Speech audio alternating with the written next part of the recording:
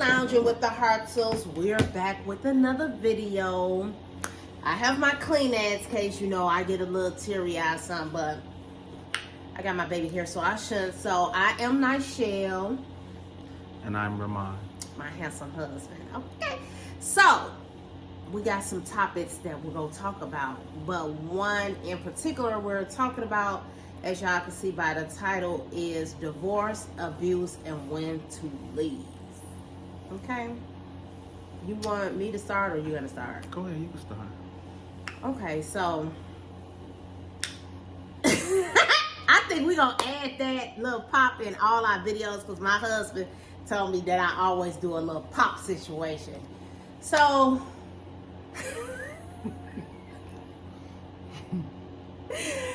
okay, I'm gonna start it off by abuse, when to leave, and divorce. So a lot of y'all don't know, but those who are close and dear to me know that before my husband, I was in an abusive, toxic relationship. And when people ask me, well, what type of abuse it was, I always look at them side-eye, because abuse is abuse. It don't matter what type of abuse it is. It's 6 types of abuse. So, and I wrote them down. I had all of them except for one. So you have emotional and verbal abuse. You have financial and economic abuse. You have sexually abuse. You have physical abuse. And then you have mental and psychological abuse. And you have cultural and identity abuse. All of those are abuse, no matter what the situation is. And I went through all 6 of those. But I chose to stay in that marriage because I was pregnant with my baby. And I chose to stay. But what really took me out and caused me to file a divorce and to leave him was because he choked me and I was pregnant. Not only that, he called me the female dog. Y'all know what female dog mean. He called me that word. You can pretty much can do at that time anything to me or say anything to me and you almost got away with it. But when he choked me up and I'm carrying your child and he called me out my name, I was like, I gotta go. So I had made preparations to leave him, as I did. I moved out of our house in Georgia and moved into an apartment back downtown Atlanta, Georgia, but I was in Decatur, Georgia, and then eventually I moved back to the Midwest. So you just have to know your worth as the woman or the man, because it goes both ways. Men are abused all the time in relationships and marriages, and so is the women. But I just think sometimes us as victim, and men, I ain't gonna say just women, we can't cry wolf. And so like my grandma said, you go keep crying and playing, and then nobody ain't gonna believe you. So you have to really come to terms within yourself and say, enough is enough, I'm leaving. Now, of course, if either person might be the breadwinner and you choose to stay, you have to ask yourself and be okay with your decision. This is why I'm staying. But if that's the case, that you're staying because he is the breadwinner, you don't work, you're a homemaker, you're a housewife, and he say, well, you know, I'm working, I'm paying all the bills, this and that, baby, I would, if I had to stay, I didn't have nowhere to go, and I didn't have a trade or no college education, I would make it, I would have me a plan while staying there. I would get me some type of trade. Number one, we already know that nursing is the quickest in the world. CNA, LPN, those 2 are the quickest. I would recommend that. I would also save all the money I would just have an exit plan. You have to have an exit plan because, you know, we stay because we want to stay, or we may be scared. We don't want to go anywhere because we feel like nobody else don't, number one, want us. Depending on how many kids we have, we're damaged goods and we're just going to stay and tolerate the abuse.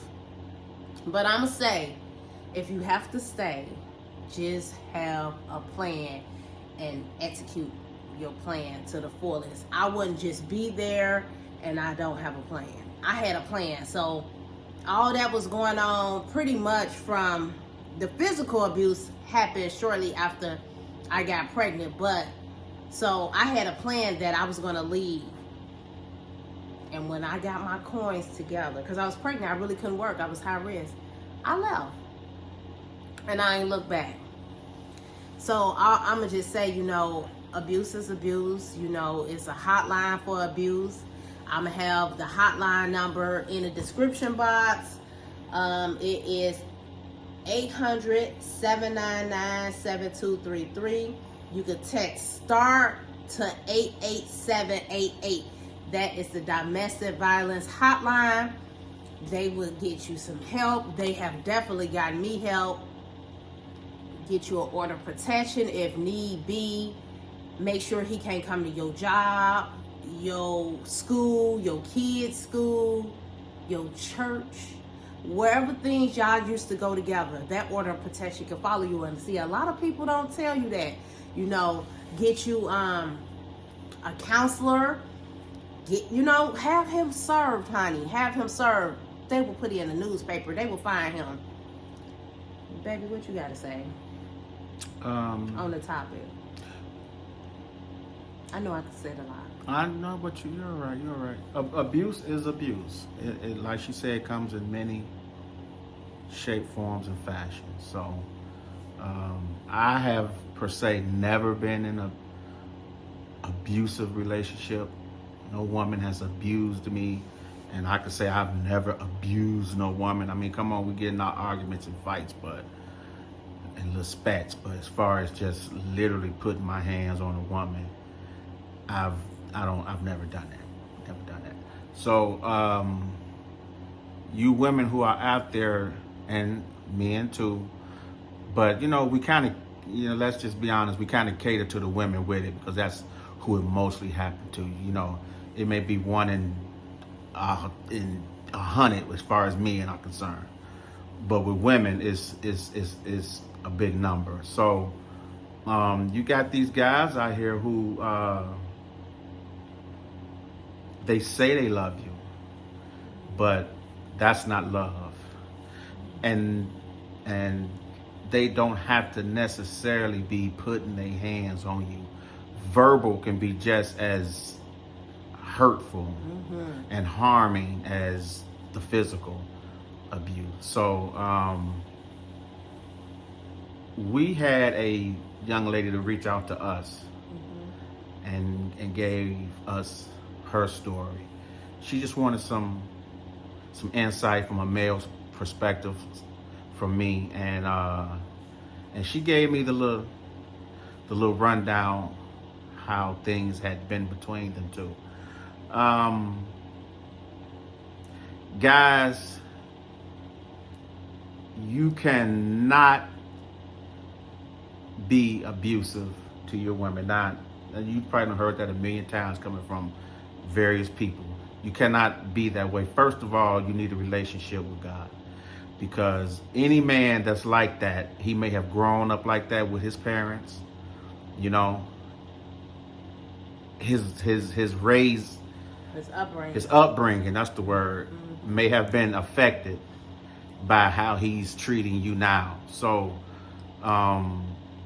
you got to have some biblical, spiritual knowledge to understand your role with your wife. You have to have some. You can't put nobody before your wife. You can't. So in this situation, I guess she was saying he put his mom first, and he told her that. That's a big no-no. Because the Bible says that a man should leave his parents, his mom and dad, and cleave to his wife. That means nobody comes before her. No one comes before your wife, not even your moms. It's a no-no. You can't give her things and then you get into an argument and you take them back. You can't be an Indian giver with your spouse. You cannot do that. I don't care what has gone down. You done gave it to her or him. It's theirs now. You gave it to it with love. I'm going to assume when you did it. So, sleeping in separate bedrooms, not intimate. You know, most of the women, well, in her case, she says she's an affectionate woman. She loves intimacy and just being that lovable type person, but she doesn't get it from them. I believe they're sleeping in separate bedrooms is what she told me. And that's a no-no. You know, sleeping in separate bedroom. Unless one of you sick, that's one thing. But the Bible says don't let the sun go down on your wrath. Talk it out, forgive each other, and move on. Because you don't want to go to bed angry at one another. It's just some things, men, you have to just stand up and put your big drawers on and be a man. Be a man. Maybe he is the breadwinner and she's scared. She doesn't know what to do. And I believe at one point he was abusive with her, if I remember correctly, because she went on and posted it on social media. She posted her bruises. So, men, you cannot treat your wife like that. And let me tell you something. She's not a punching bag. She's not. You are not in no Mike Tyson fight. Because most of the time, men that are like that, they are punk when it comes to a real man and want to throw some blows. They tough with a woman, but they ain't tough with a man like that. And then even the ones that claim they tough, really not. They'll go for an object to hit you with instead of going blows to blows. And like John Witherspoon said, y'all just some punks these days. You men can't take an ass whooping, I'm gonna say the word, and get up and go home and live to see it and fight another day. It's heartbreaking to know that a woman is going through such things. She has 3 beautiful kids, and so maybe she is scared to leave. But my wife just gave some good advice for you. Start stacking. You want to leave, or maybe you're scared. You don't have the finances. Maybe you're not working. Maybe you are the homemaker. You're at-home mom. But you know what? Excuse me. If you really want to leave, you will leave. You gonna leave. Now, of course, I ain't gonna say no names because it ain't nobody's business. But leave. Start getting your plan together. Your exit plan together. Start getting it together. And I don't care if it takes a year from now. It took me 4 months to leave. Not because I so much was scared to leave. I just wasn't financially. I was invested in our home that we had together. So I had to take my name off of that paperwork, It was a lot I had to go through to have myself, and I was pregnant, in motion to uproot me somewhere else. And I'm so particular when it comes to living. So it had to be, the numbers had to make sense. Because if y'all know anything about Georgia, the rent changed daily. So if I found something and I applied and got approved, that locked me in that rate. So say it was $19.54, that's what it was. Now tomorrow it might be $20.54 because the rates change. It fluctuates daily. But it took me 4 months to leave. I got that order of protection. I filed for my divorce. I was divorced. It took a year for me to get divorced. Literally, almost a year. I think, like 9 months. It took for me to get a divorce from him. And it's sad that a man will chase you down, get you, but don't want to keep you. They'll do everything they can to get you, and once they got you, they will treat you like dirt. I mean, trash. I just could not believe how he chased me down and got me and then treated me as such. He introduced you to the real person he was once he got you. Yeah, exactly. And it's just a lot of things I didn't know about him that I'm not even going to even say. But it was a lot of serious things I didn't know about that man and a lot of red flags. But I still chose to stay because of guilt, him being a narcissist, him being a manipulator. Honey, I'm telling you, every time he give you $1,000, I will save it. I will do what I need to do for me and my children, and I will write a plan down and say, you know what, not in 2023. If it's going to take you 6 months, make them 6 months count. If you don't have no type of trade or education, get into healthcare. You will always have a job in the healthcare field. You will always have a job. Whether it's a CNA or LPN, get it. If you don't, I don't know you personally, so I don't know what your education background is, but honey, get it. Get whatever you need to do so you can take care of your beautiful kids, because at the end of the day, you're all that they have to count on. They ain't got daddy, grandma, auntie, uncle, brother, sister, none of that. You as their custodian parent. So honey, get your plan. Get your plan. If you contact my husband, he can give you my number. We could talk. I can help you if that's indeed what you want to do. File your divorce. I'm knowledgeable in that area. I filed my own divorce.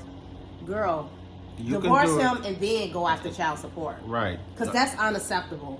That's unacceptable. Very, very unacceptable. And you, like I say, you may be scared. Mm-hmm. I was scared too. I know you're scared, and you don't know what your next move is. Mm-hmm. But I always tell this young lady, pray. Mm-hmm. And I know she has her own relationship with God and she prays. Because at one point she told me she was suicidal. Mm-hmm. Don't let the enemy put them kind of thoughts in your head. Even if he does, bind them, rebuke them. Mm-hmm. And that was me. And yeah, because I believe I told her when we was talking back and forth, you got 3 kids that need you. 3 beautiful kids that need you. And where would they be without you? And they got this man who's their father, who you was trying to get away from anyway. Mm-hmm. Now, I don't know if he's abusive to them or not. I would think that they aren't, because I think you would have mentioned it if he was with them. But I think at the end of the day, you don't want to leave your kids with them if you was that bad off thinking that you want to commit suicide. When you think about it, do you want to leave your kids with them? With that man? No, you don't. So you stay strongful in your mind, stay prayerful. And I know sometimes it may seem like God ain't listening.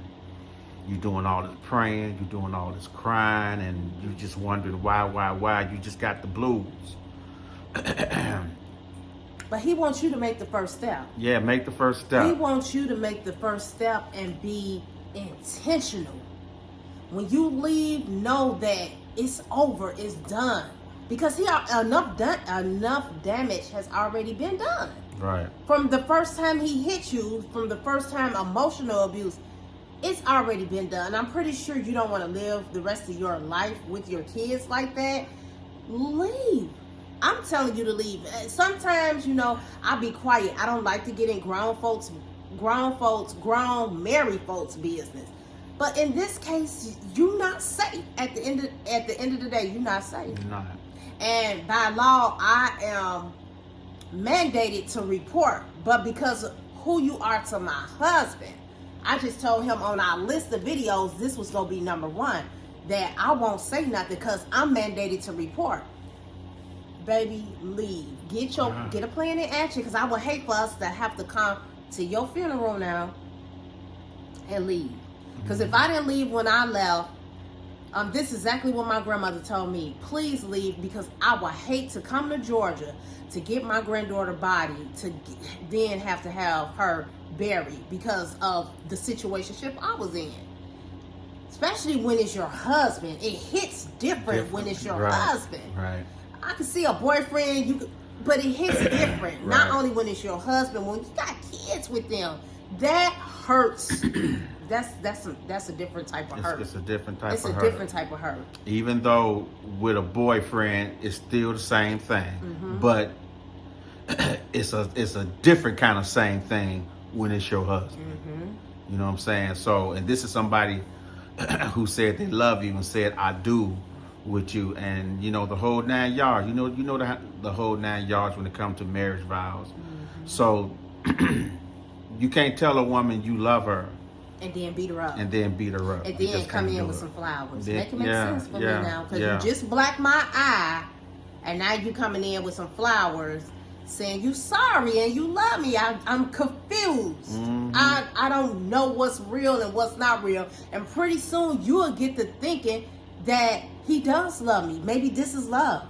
Right. And you don't want to start thinking this is love. No, baby. No, because when you think about it, you came from a pretty good home yourself with mom and dad.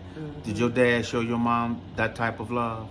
And if he did, maybe that's the reason why you're accepting it, because that's what you saw dad do with mom, and you think that's love. That's how it's supposed to be between a husband and wife. Well, I'm sorry to tell you, that is not how it's supposed to be between husband and wife. Not even girlfriend and boyfriend. It's not supposed to be like that. But we just gonna stick on marriage. It's not supposed to be like that. Right. In no shape, form, or fashion. It's not supposed to be that way. So get your game together. Yes, ma'am. Get your exit plan together, because it really sounds like you want to leave. And you know, most people will say, well, I'm not telling you not to leave because, you know, I'm telling you that's your husband. I don't know what's holding you. Wait a minute, baby. I don't know what's holding you where you're living at. Like if you have a help there or not. But talk to my husband. Where we live at, it's really nice. Maybe she can make it here. You know what I'm saying? It's all type of help out there if you need it. Government assistance and all that. I'm not afraid to say that. I was on government assistance before. Get you a plan, please. I would hate for somebody to call my husband and say he got to go to your funeral. Yeah. I mean, get out. And now the kids have lost both parents because he going to prison. He going to prison if he ain't the type that'll kill himself. After he done murdered you. You know, start your exit plan if it's something you really want to do. Now I haven't talked to this young lady in some weeks now. Maybe send her an email or something. Yeah, but I'm just saying I haven't talked to her, so I don't know what's going on now. I don't know the situation. And matter of fact, I'm going to put this up. I'm not doing no editing to this video. This video needs to go out tonight. So it will be up on Lounging with the Hartzols. My husband will post it all on Lounging with the Hartzols social media and his Instagram and Facebook, because it needs to get out, because this is so serious. And you know, I take abuse so serious because I've been there, not one, not two, several times. I have been in an abusive relationship, and I just thank God. When I say this, I really thank God for the type of man that Mama Q raised, because my husband is not like that. And if somebody came to me and told me my husband was like that with them, I'd be like, you're lying, because I know his people personally. Like, I didn't just meet his people. I've known them for some time, 25 plus years. So I know he wasn't raised like that. And if he was that type of man, I wouldn't marry him. Sure wouldn't. I wouldn't marry him because I just got out of an abusive thing. And then, you know, us as women, we take that baggage into our new relationship. He don't dealt with me with that on plenty of occasions. He'd be like, look, I'm not that man now. You know, come on, let me pray for you, or whatever the situation is. And I have to think to myself, like, you're right, you're not him. I'm sorry. And I was triggered. Baby! I was triggered. But, I just be reflecting on so much, y'all, that how his upbringing. I ain't even being funny. Lord, thank you. Because his upbringing, his mother and father, the man I know as his father, did a good job. Now, he was already grown when his stepdad came into the picture, But I still thank him for their wisdom, his wisdom with my husband. I was a shorty when Mike came. Oh, well, see, I didn't know that. When I met you, you was grown. But I'm just saying. Yeah, Mom and Mike have been I together for thank years. God for them, for his parents, honey, and his sisters and brothers, because they so close-knit. They are such a close-knit family. And my niece. I ain't going to say her name, but I just thank God for that, because I sure and the did not come from that. You know what I'm saying? And my dad, my real father, used to jump on my mother, but she got out. She didn't have a pot and a window to throw it out. When I tell you my mama divorced my real father and took me and my brother, she divorced him and the whole family. I don't know my cousins on my daddy's side. I only know one uncle that's dead now. I don't know my aunts and uncles. I don't know nobody on my father's side but my grandparents. That's it. And that's because I made sure to stay in contact with them as a teenager. But baby, all jokes aside, put on your big girl panties and do what you need to do for not only yourself, but for your kids. Because if you ain't right, them kids ain't right. You cannot pour from an empty cup. And don't think they don't notice. Oh yeah, kids notice everything. Don't think they don't notice. They know when their mama ain't right. They see the black eyes. They see the makeup. They see the bruises. They see all of that. I don't know the age groups of them, but baby, kids are smarter than we give them credit for. That's true. They smart. They see.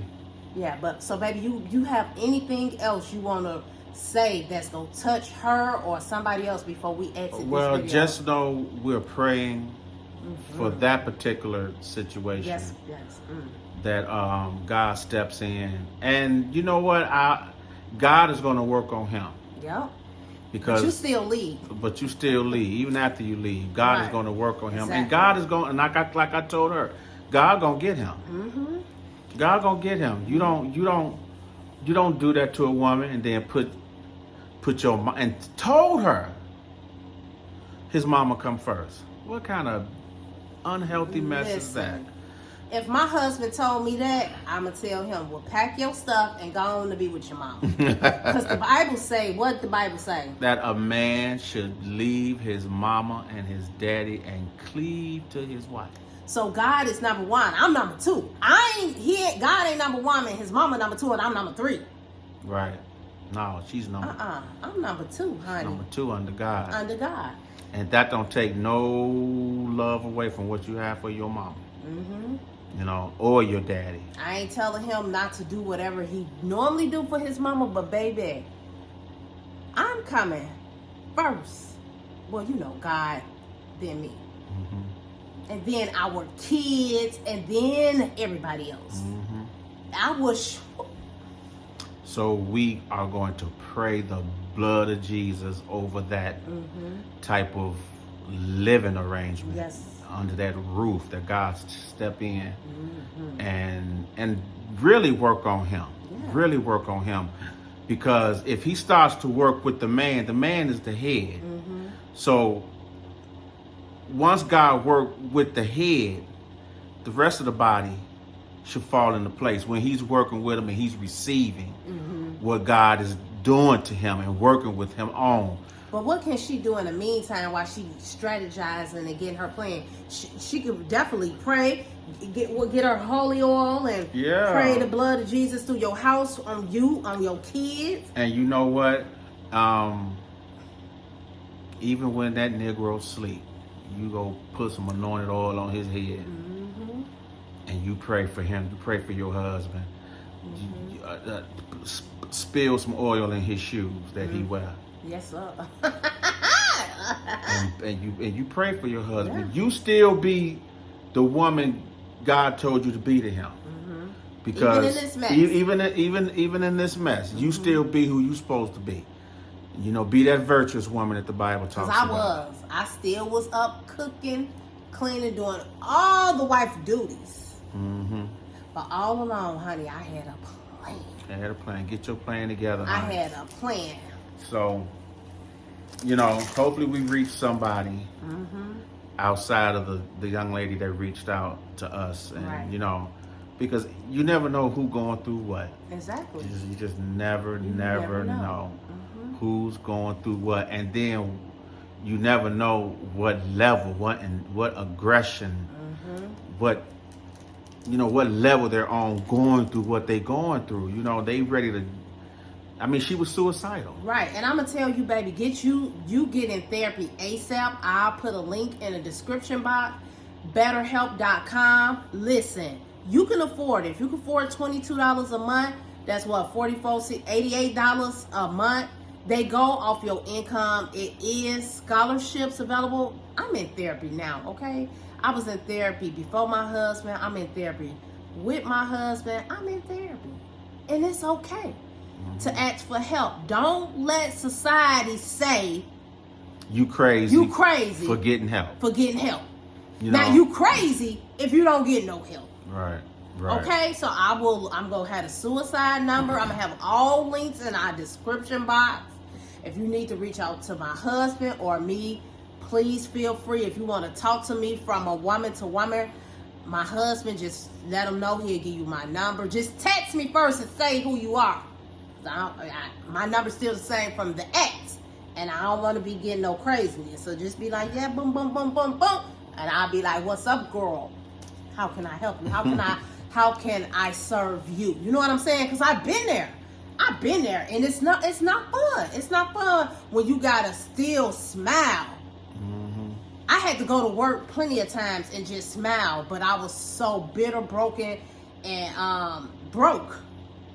I still had to leave my drama at that door and go in here and take care of the sick. So I still had to put a smile on my face. And I be in the bathroom just crying, asking God, when you gonna step in, when you gonna move on my behalf. Because I had my grandmother praying for me, I had my daughter praying for me, I had my mama praying for me. And my one brother that's crazy, he was on his way from where we live at right now down to Georgia to kill him. But I didn't want him to do it because I was still with him. So I was like, don't do that. Because then my brother would have been in prison and I would have been singing Kumbaya somewhere.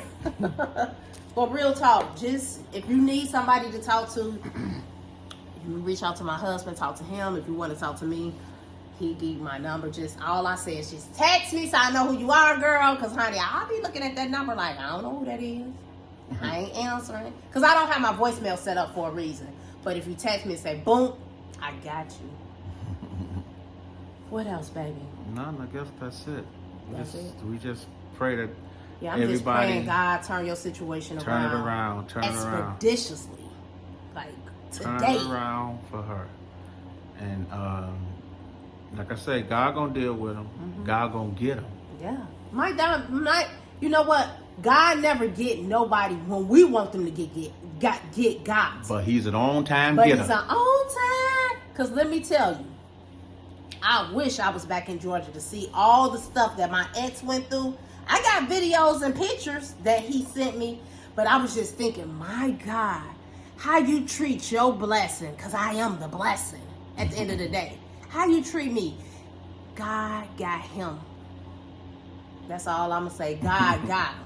And I was just like, when you know that God got them right, you really want to be clapping and woohoo. But I didn't. I was just like, man, you still living?